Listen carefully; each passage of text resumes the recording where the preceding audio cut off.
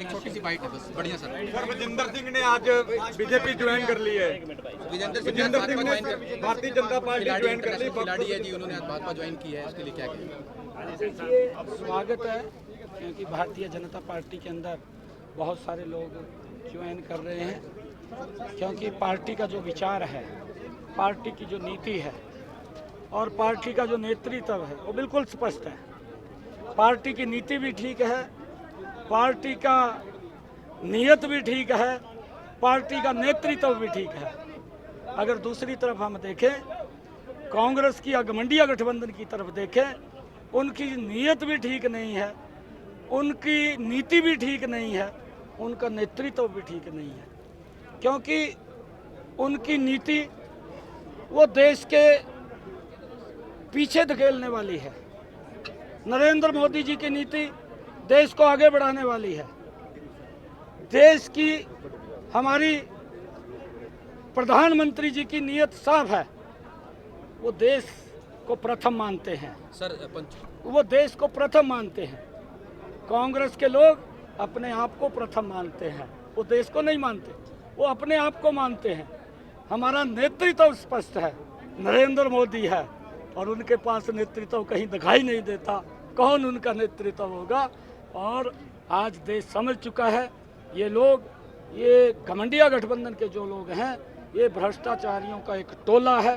किसी के ऊपर FIR दर्ज है, कोई जेल में है, कोई बेल पर है, कोई जाने की तैयारी में है। सीम साहब मेरा एक सवाल है। पंचकूला के अंदर IAS रेणु फुलिया ने 14 एकड़ जमीन अपने पति और अपने बेटे के नाम कर दी थी, मगर चीफ सेक्रेटरी ने उस पर रोक लगा दी, उसको लेकर क्या कहें? क्योंकि देखिए, वो विषय हमारे ध्यान में आया है और हमने जांच के आदेश दिए हैं, और जो भी वहाँ पर कोई दोषी होगा, हमने कहा है कि इसकी जांच की। इजराइल गए जो स्टूडेंट इजराइल गए, उनसे आपने बातचत किया? हाँ, मैंने फोन के ऊपर उन सबको बधाई दी है। उन्होंने कहा है कि मोदी है तो मुमकिन है, और सिर्फ किराया ही उनका लगा है, टिकट का किराया लगा है, वो कोई पैसा उनका नहीं लगा। और इस प्रकार का पहली बार सरकार ने इनिशिएटिव लेकर के, हमारे पूर्व मुख्यमंत्री आदरणीय मनोहर लाल जी ने ये योजना बनाई है। आज दुनिया के अंदर कहीं पर भी भारतीय है, वो गर्व से बोलता है कि नरेंद्र मोदी है तो किसी प्रकार की दिक्कत नहीं है। हर चीज़ का वहाँ वो सुरक्षित अपने आप को महसूस करते हैं, और उसका परिणाम है कि नरेंद्र मोदी जी के नेतृत्व में भारत बड़ी गति से आगे बढ़ रहा है। वाली याचिका भी रद्द कर दिया हाई कोर्ट ने, जो आपके खिलाफ डाली गई हाँ, थी। माननीय हाई कोर्ट ने, क्लियर हो गया मामला, अब तो इलेक्शन लड़ेंगे ना? बिल्कुल, माननीय हाई कोर्ट ने उसको खारिज किया है, और चुनाव की हमारी पूर्ण तैयारी है। मैं कल वहाँ करनाल के अंदर गया था। मैं 4 हमारे मंडल हैं, चारों मंडलों के कार्यकर्ताओं को बीच में मैं गया था, उनका आशीर्वाद लिया, लोगों से मिला हूँ करनाल के, उनका आशीर्वाद लिया है, और बड़े मैंडेट के साथ करनाल के लोगों ने कहा कि 2 वहाँ पर 2 कहा हम कमल खिलाएंगे, ये उन्होंने प्रण किया। हरियाणा के अंदर 11 कमल खिलेंगे, और 11 के 11 10 नरेंद्र मोदी जी के पास जाएंगे, एक चंडीगढ़ में जाएगा। सर विजेंद्र सिंह की पार्टी ज्वाइन करने के बाद कौन सी सीट दे रहे हैं उनको?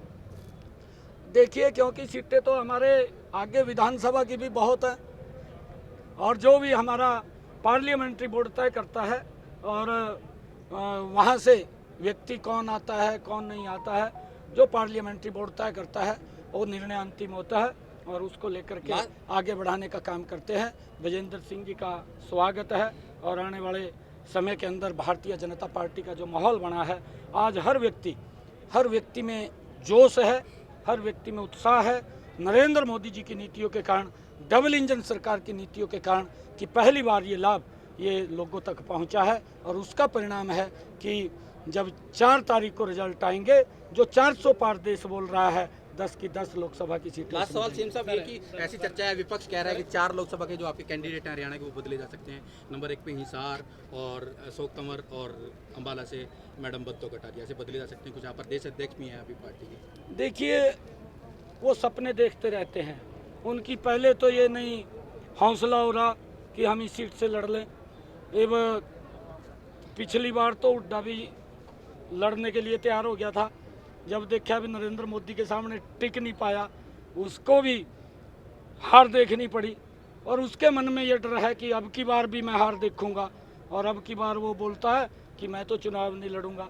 शैलजा भी अंदर खाते बोलती है मैं भी चुनाव नहीं लड़ूंगी, परंतु पार्टी का दबाव है कि लड़ना है, फेस करना है, चाहे हार जाएं।